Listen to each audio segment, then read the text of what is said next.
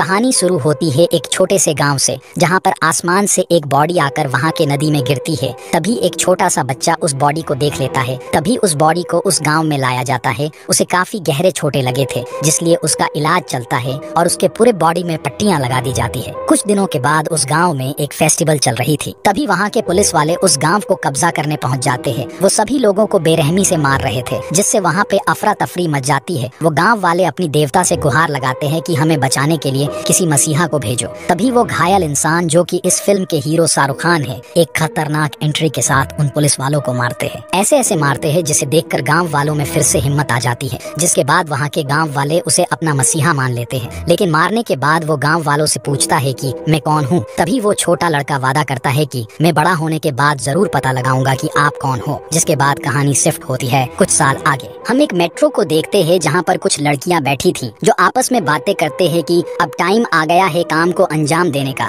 तभी एक टनल में जाने के बाद वो ट्रेन अचानक रुक जाती है। तभी वो लड़कियां गन निकालकर उस ट्रेन को हाईजैक कर लेते हैं। तभी वहाँ पे मौजूद एक पुलिस वाला उनसे लोगों को बचाने की कोशिश करता है। तभी उनकी चीफ की एंट्री होती है, यानी शाहरुख खान की। वो उस पुलिस वाले को मार के एक जगह पे बांध देता है। फिर कंट्रोल रूम में फोन लगाकर ये कहता है कि ये पूरी ट्रेन मैंने हाईजैक कर ली है। अगर तुम लोगों को इस ट्रेन में मौजूद 300 पैसेंजर्स की परवाह है तो मेरी सारी बात माननी होगी। तभी बातचीत करने के लिए नर्मदा नाम की एक ऑफिसर को बुलाया जाता है। जब नर्मदा चीफ से बात करती है तो वो कहता है कि मुझे एग्रीकल्चर मिनिस्टर के साथ बात करनी है। वो एक गाना बजाता है और कहता है कि अगर ये गाना खत्म होने से पहले मिनिस्टर से मेरी बात नहीं हुई तो हर मिनट में एक पैसेंजर मारा जाएगा। और गाना खत्म होने से पहले वो मिनिस्टर आ जाता है। चीफ उसे कहता है कि आपके एग्रीकल्चर मिनिस्टर होने के 5 सालों में टोटल 10,281 किसानों ने आत्महत्या की है। आखिर ऐसा क्यों हुआ? फिर वो कहता है कि अगर इन सब का जान बचाना है तो मैं एक अकाउंट नंबर भेज रहा हूँ, उसमें ज्यादा नहीं, बस 40,000 करोड़ रुपए भेज दो। वो मिनिस्टर कहता है कि इतना सारा पैसा तो हमारे पास नहीं है। तभी चीफ कहता है अगर तुम्हारे पास नहीं है तो तुम जिस बिजनेसमैन की हेल्प करते हो उसी से मांग लो, क्योंकि उसे भी तो मदद करना चाहिए ना। तभी हम बिजनेसमैन काली को देखते हैं, जो एक फ्यूनरल में गया हुआ था। हालांकि उस आदमी को उसी ने मारा था। इसके पास 2 कलर की गोली थी, ब्लू और रेड। जब इसे गुस्सा आता था तो ये ब्लू गोली खाता था, और जो इसे गुस्सा दिलाता था उसे वो रेड गोली खिलाता था। उसी ट्रेन में एक आलिया नाम की लड़की थी, जो कि काली की बेटी थी। अब काली को फोन करने पर अपनी बेटी को बचाने के लिए वो 40,000 करोड़ भेज देता है, जिस पर आलिया चीफ को कहती है कि तुम एक घटिया इंसान और एक चोर हो। तभी चीफ कहता है कि तुम्हारे बाप से बड़ा चोर और कोई भी नहीं हो सकता। तुम जब अपने बाप से मिलोगी तब उसे मेरा नाम बताना, जो कि था विक्रम राठौर। लेकिन वो कहती है कि चोर तुम ही हो। तभी चीफ उनकी ग्रुप की एक लड़की, जिसका नाम था कलके, उसकी बैक स्टोरी बताता है। इसका बाप एक किसान था और ये उस दिन एग्जाम देने के लिए निकल ही रही थी। तभी बैंक के कुछ ऑफिसर उसके घर पहुंच जाते हैं और उसके बाप से 40,000 रुपए मांगते हैं, जो उसने लोन लिया था। वो किसान कहता है साहेब मुझे 10 दिन का टाइम दीजिए, लेकिन वो उसे चप्पल से मारने लगता है। वो कहता है कि साहेब मेरी बेटी के सामने मुझे मत मारिए। तभी वो उसका लुंगी भी उतार देता है। वहाँ के लोग कहते हैं कि देखो कितना बेशरम इंसान है, अपनी बेटी के सामने नंगा खड़ा है। जिसके बाद उस किसान की ट्रैक्टर को वो ऑफिसर ले जाते हैं। जिसके बाद वो किसान अपनी बेटी को एग्जाम देने भेजता है और वो जाकर आत्महत्या कर लेता है। फिर अगले दिन वो ऑफिसर फिर से जाते हैं और कहते हैं कि ब्याज के पैसे बाकी है। ये कहकर कल्कि की माँ की मंगलसूत्र निकाल देता है। तभी कल्कि एक फावड़े से उस ऑफिसर को मार देती है, और इसलिए वो चीफ के ग्रुप में थी। यहाँ पर नर्मदा एक प्लान बनाकर अपने टीम के साथ वहाँ पे पहुँच जाती है, जहाँ पर वो ट्रेन रुकने वाली थी। लेकिन चीफ ने सारे पैसेंजर्स को वही मम्मी वाला मास्क पहना दिया था, जिससे उन ऑफिसर्स को पता न चले, और उनके साथ आराम से बाहर निकल आता है। और ट्रेन में एक डम्मी के हाथ में मशीन गन लगा दिया था, जिससे उनको ऐसा लगे जैसे वो ट्रेन में ही हो। और वो 40,000 करोड़ उन किसानों में बांट दिया जाता है जिन पर लोन चल रहा था। ये सारा बात नर्मदा काली को बताती है, जिस पर काली कहता है कि अपना टाइम भी आएगा। दूसरी तरफ चीफ अपना मास्क उतारता है और हमें पता चलता है कि ये तो काफी जवान है। दूसरी तरफ आलिया अपने बाप से कहती है कि उस हाईजैकर ने आपके लिए एक मैसेज भेजा है और वो है विक्रम राठौर। ये सुनकर काली थोड़ा टेंशन में आ जाता है। तभी हम चीफ को देखते हैं, जो कि एक महिलाओं के थाने का इंस्पेक्टर होता है। इनके थाने को एक इनाम मिल रहा था, क्योंकि यहाँ के कैदी हैंडीकेप बच्चों के लिए नकली हाथ पर बना के लोगों की सेवा करती थी। फिर हम चीफ की एक मुबोली माँ को देखते हैं, जो चीफ को आजाद के नाम से बुलाती थी। वो आजाद की शादी करवाने के लिए एक लड़की की घर में जाते हैं। लेकिन वहाँ पे एक छोटी सी लड़की थी, जो कहती है कि मेरे माम से पहले तुम्हें मुझसे बात करनी होगी। अगर मेरा हाँ है तो ही तुम मेरे माम के साथ शादी कर सकते हो। यहाँ पर उसकी माँ और कोई नहीं बल्कि नर्मदा थी, जिसे देखकर आजाद काफी चौंक जाता है। बातों बातों में वो छोटी सी सी बच्ची को आजाद काफी पसंद आता है। जिसके बाद चीफ का अगला टारगेट था हेल्थ मिनिस्टर, जो कि जनता को बता रहा था कि मैंने बड़ी बड़ी सरकारी अस्पताल बनाई है जहां पर सारे फैसिलिटी उपलब्ध है और किसी को भी प्राइवेट अस्पताल जाने की कोई जरूरत नहीं है। लेकिन सच्चाई बिल्कुल उल्टा थी। वो कहता है कि कोई मुझे गोली भी मार दे, मैं प्राइवेट हॉस्पिटल नहीं बल्कि मेरा बनाया हुआ सरकारी हॉस्पिटल में जाऊंगा। तभी दूर से चीफ का एक मेंबर स्नाइपर से उसके कंधे में शूट कर देती है। तभी तुरंत एक एम्बुलेंस आके हेल्थ मिनिस्टर को ले जाने लगती है। ये एम्बुलेंस भी चीफ का ही थी। उसे पास के ही एक सरकारी हॉस्पिटल में ले जाते हैं जहाँ पर कोई भी फैसिलिटी नहीं थी। यहाँ तक डॉक्टर भी कहता है हमारे पास ऐसा कोई भी चीज नहीं है जिससे इनका इलाज किया जा सके। अब डॉक्टर से सारे चीजों की लिस्ट बनाकर उन ऑफिसर के पास भेजा जाता है। नर्मदा कहती है कि ठीक है, मिनिस्टर की जान बचाने के लिए हम ये चीजें भेज रहे हैं। तभी चीफ कहता है कि ऐसा थोड़ी चलेगा, सिर्फ इसी हॉस्पिटल नहीं बल्कि सारे सरकारी हॉस्पिटल में ये सारी चीजें लगवाना होगा। इस बात पर नर्मदा मना कर देती है। तभी चीफ कहता है कि मुझे केजट से बात करनी है, वहीं ये सब कर पाएगा। जब केजट से बात होती है तब उसका भांडा फूट जाती है, क्योंकि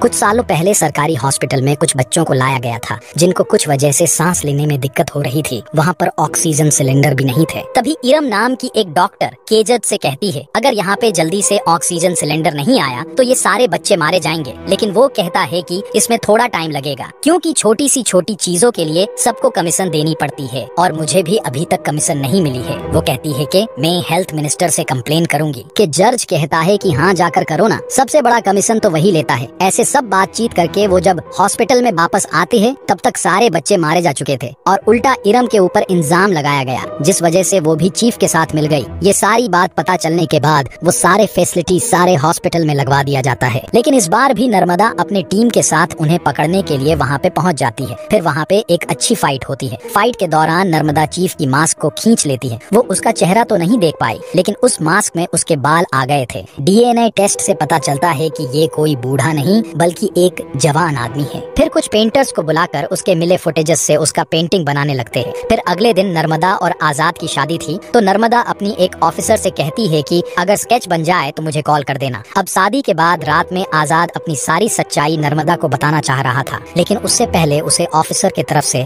भेजे हुए स्केचेस मिल जाती है, जिसे देखकर नर्मदा आजाद पर गोली चला देती है। लेकिन तभी काली के गुंडे वहाँ पे आकर उनको उठा लेते हैं। उन दोनों की ही बराबर कुटाई होती है, क्योंकि उनको लग रहा था कि नर्मदा उसकी पहले से ही हेल्प कर रही है और उसे पकड़ने की सिर्फ ढोंग कर रही है। उन्हें वहाँ पे मारने ही वाले होते हैं कि तभी एंट्री होती है रियल विक्रम राठौर की, जो कि आजाद का बाप था। वो उन्हें बचाकर वहाँ से ले जाता है। नर्मदा जाकर अपने टीम को कह देती है कि ये सारे कांड विक्रम राठौर और उसके बेटे ने की है और उनके साथ जो लड़कियाँ मिली हुई है मैंने उनका चेहरा देख लिया है, वो सभी जेल में है और विक्रम राठौर का पता लगाने के लिए मुझे उन लड़कियों से बात करनी होगी। वो जेल में जाकर उन लड़कियों से झूठ कहती है कि आजाद एक अच्छा इंसान नहीं है, वो मेरा इस्तेमाल करके मुझे फंसा दिया, ऐसे ही वो तुम्हें भी मरवा देगा। तभी लक्ष्मी नाम की लड़की कहती है कि तुम्हें कुछ पता नहीं है। फिर वो उसे बैक स्टोरी सुनाती है। विक्रम राठौर असल में एक कमांडर थे, उनके पत्नी दीपिका थी। उन्हें पता चलता है कि उनके लोगों को कुछ आतंकवादी बंदी बनाकर रखे हैं, तो उन्हें ऑर्डर मिलता है कि उन्हें किसी भी तरह बचाना है। वो अपने साथियों के साथ गन वगैरह लेके वहाँ पे पहुँच जाते हैं, लेकिन सही टाइम पर उनमें से किसी का भी गन चलता ही नहीं है, जिस वजह से वो सभी लोग घायल होने लगते हैं। उन्हें बचाने के लिए एक ऑफिसर अपना जान देकर एक बम को आतंकवादियों के ऊपर फेंक देता है, जिस वजह से बाकी सब बच जाते हैं। मिशन कंप्लीट होने के बाद उन्हें मेडल दिया जाता है। तभी विक्रम राठौर कहते हैं कि हमें ये मेडल नहीं चाहिए, क्योंकि आपके ये सस्ते गन की वजह से हमारे काफी जवान मारे जाते हैं। तभी पता चलता है कि ये गन्स का सप्लाई काली ने की थी। वो विक्रम से कहता है कि